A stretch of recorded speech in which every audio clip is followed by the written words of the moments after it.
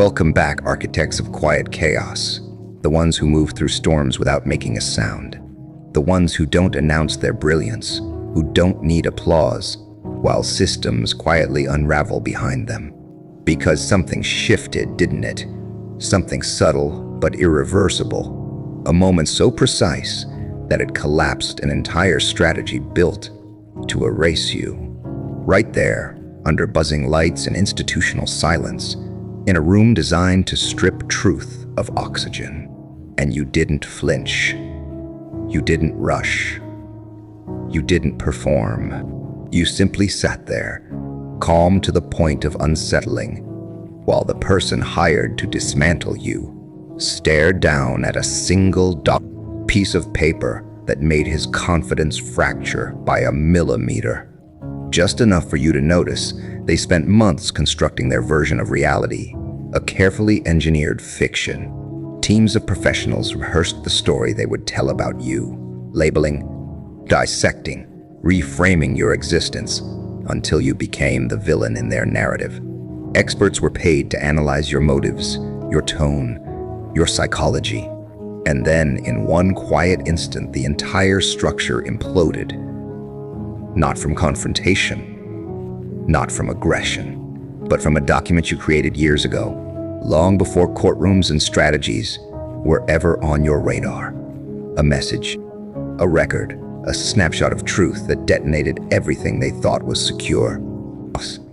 And the part that rattles them the most, the part that will echo in their minds long after this ends, is that you didn't plan any of it. You weren't plotting 3 steps ahead. You weren't playing some grand intellectual game. You were simply being honest, observant, present. You documented your reality without knowing it would one day become lethal to their deception.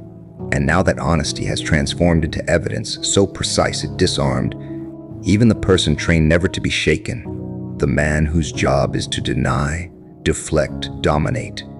Now standing there asking a question he never expected to ask. How did you know? Planned because that message, sent on an ordinary night at an unremarkable hour, to someone who barely remembers receiving it, mapped out their entire defense before it existed.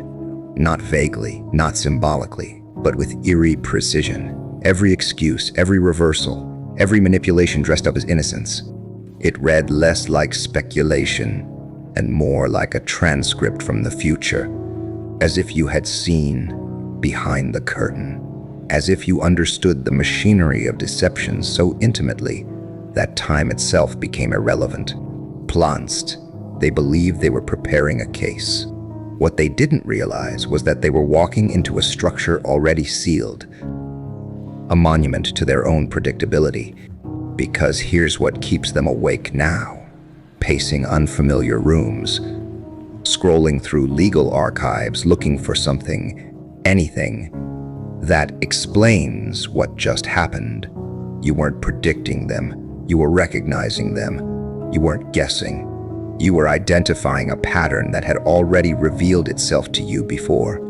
You knew the rhythm, the vocabulary, the choreography of people who twist reality as a survival mechanism. When you wrote that message, you weren't accusing. You were observing, calmly, methodically. You described behavior the way a scientist documents a reaction, how vulnerability is weaponized, how narratives are inverted, how accountability is avoided by reframing harm as misunderstanding. You weren't emotional. You were accurate. And that accuracy has now been elevated from personal processing to public record, from private sanity check to undeniable proof. And the lawyer, because this is where it becomes almost poetic, he felt it. You saw it. That fleeting crack in the armor. A microsecond where confusion collided with something dangerously close to respect or fear. Because in that moment, he realized he wasn't just losing ground. He was watching the limits of his own profession. You didn't need credentials. You didn't need a team of specialists. You had lived experience, pattern recognition forged through repetition, and the instinct to document instead of explode. Lance, how do you argue against someone who recorded the blueprint before the building existed? How do you object to consistency? How do you discredit someone whose words match your strategy line for line, years before you ever spoke them aloud? You can't, and the room knows it. The silence knows it. The judge knows it. The jury feels it. What they expected to witness was a trial. What they're actually watching is something closer to revelation. Land, let's go back to that night. Because you weren't thinking about courts or consequences. You were exhausted, worn thin by cycles that repeat with new faces but identical mechanics. You recognize the same psychological maneuvers dressed up in different circumstances. And instead of internalizing it, instead of doubting yourself, you did the most powerful thing possible. You documented it, not to build a case, but to anchor yourself in reality. What unsettles them now is that there is a clear record of your clarity, not because it was loud or confrontational, but because it was composed. Your words weren't scattered or reactive. They were organized. You identified patterns. You outlined sequences. You noted how situations tend to reverse and how language shifts when accountability approaches. Hostility, but from familiarity, the kind that only comes from having lived through the same cycle more than once. Bland. That's what experience does. It refines perception. It reduces the need for suspicion because recognition replaces it. When you've seen the same structure repeated enough times, it no longer feels ambiguous. And over time, that recognition becomes difficult to dismiss. What once appeared as confidence or preparation on their part is now seen as repetition. A rehearsed approach, one that loses effectiveness when it's consistently observed. They weren't challenged through opposition. What changed was that the underlying framework became visible. The reasoning wasn't dismantled. It was shown to be derivative, predictable, familiar. What once caused pain gradually became perspective. What you recorded became confirmation. What you lived through became context. That's why the realization lingers, because it wasn't coincidence or chance.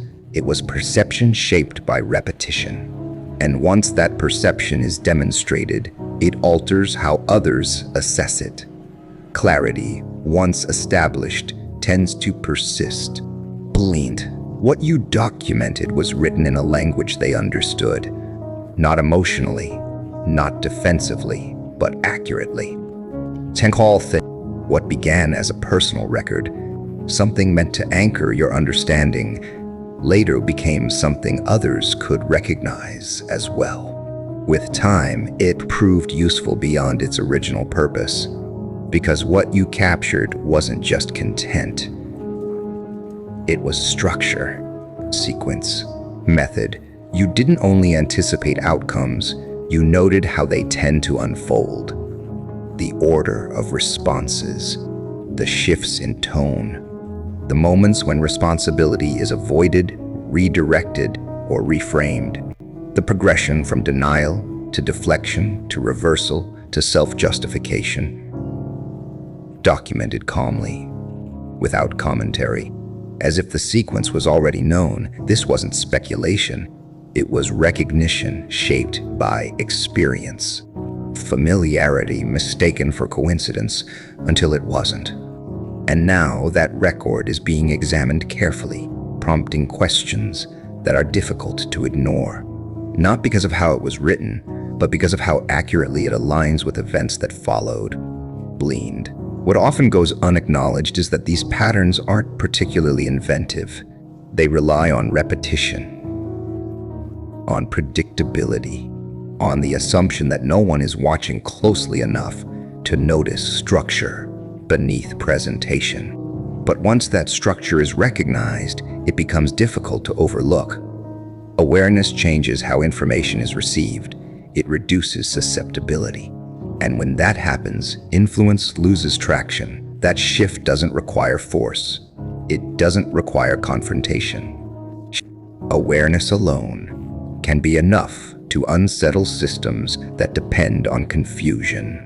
Because once one person notices the pattern clearly, it raises the possibility that others might as well. And that possibility is uncomfortable for those who rely on controlling the narrative. Banned-so attempts are often made early.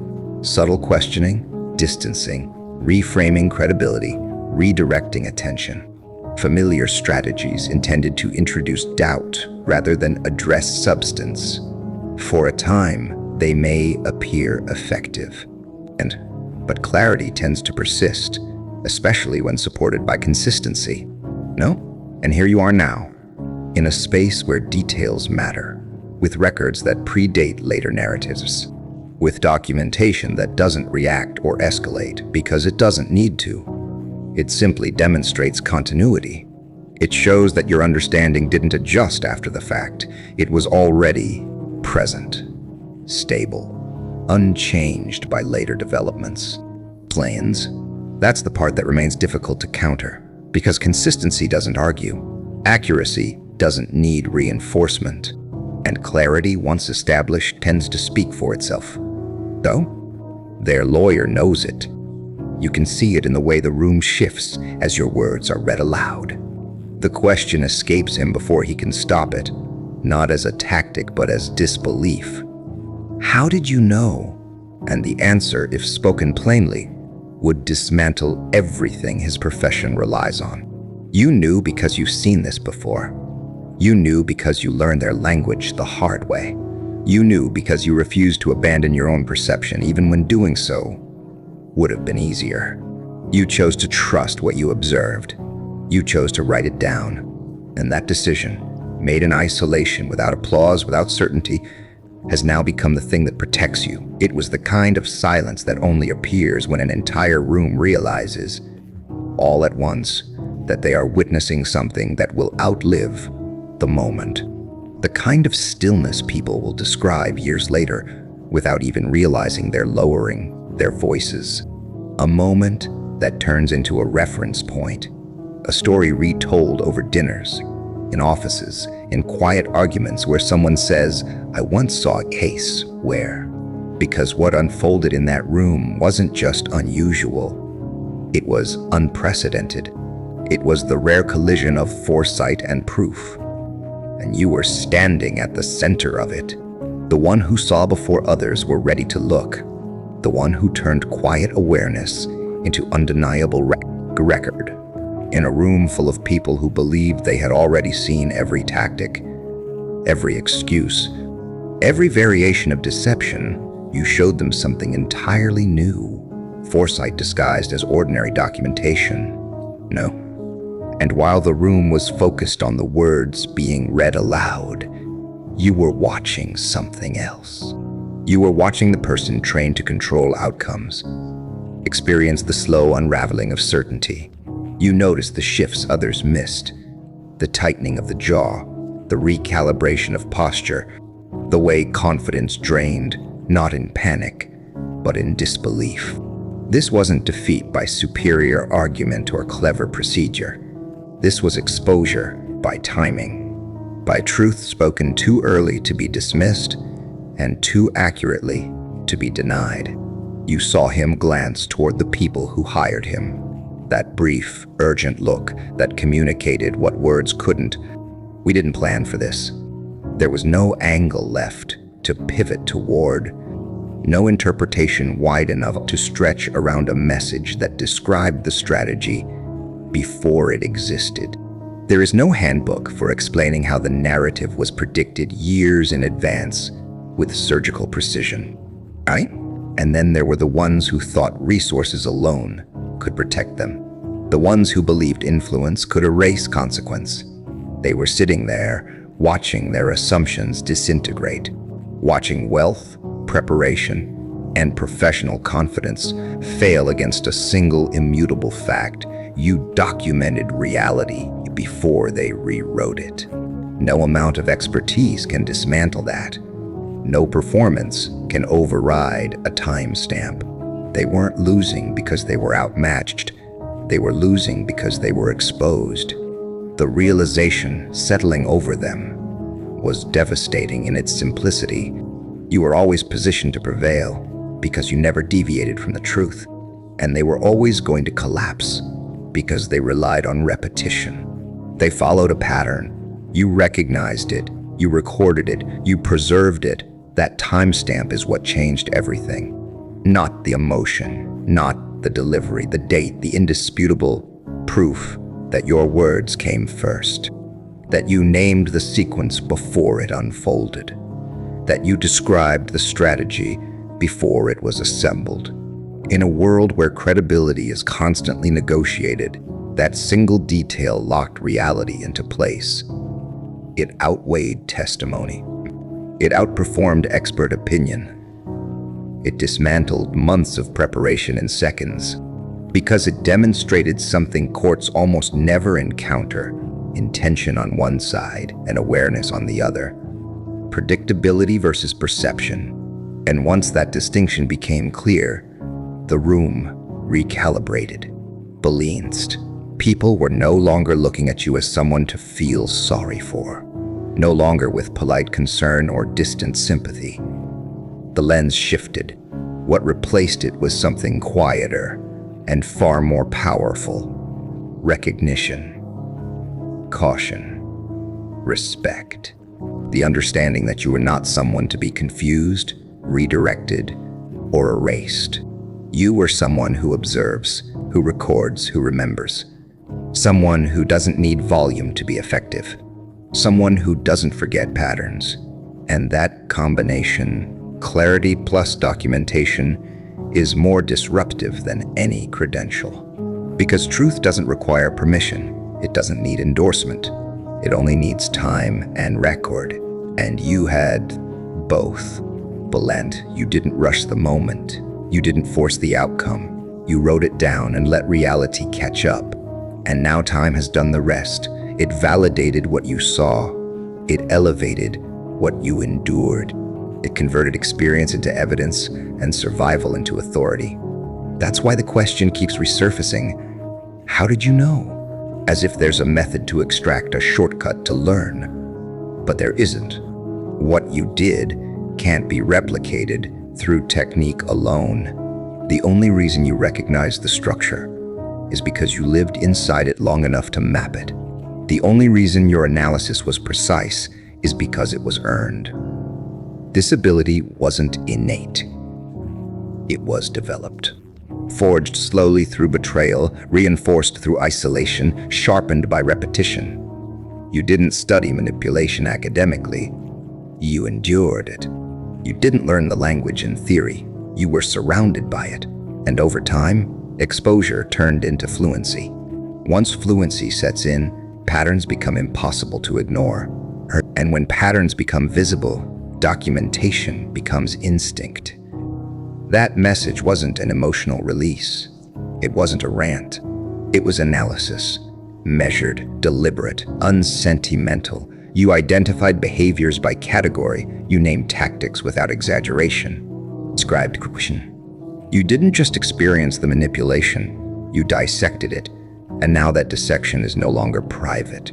It's on record, preserved and undeniable. The result is unmistakable. Pattern recognition, true pattern recognition, is a force multiplier. It allows you to see repetition where others see coincidence. It lets you hear familiar distortions spoken through unfamiliar mouths. It reveals the same manipulation wrapped in new context. You've honed that ability to a level that unsettles people who rely on misdirection to survive. You can enter a space and sense authenticity within minutes. You can hear the lie beneath a story before the speaker realizes they've exposed it. You can watch a situation unfold and identify the next sequence of moves, while others are still trying to understand what's happening. And that makes you formidable, not because you seek conflict, but because you deal in precision. Accuracy is your leverage, and accuracy in the hands of someone who was once dismissed is devastating. Their legal representative is confronting that reality now. So are the people who believed influence alone could shield them. And so is every person in that room who understands, in real time, that this isn't a coincidence or a clever tactic. This is the outcome of awareness sharpened by experience and preserved through documentation. You are no longer someone whose perception can be undermined. You are no longer someone who can be convinced to doubt what you witnessed. You have the record. You have the timing. You have the proof. And now, at last, you have public confirmation of what you knew. All along, you were never mistaken.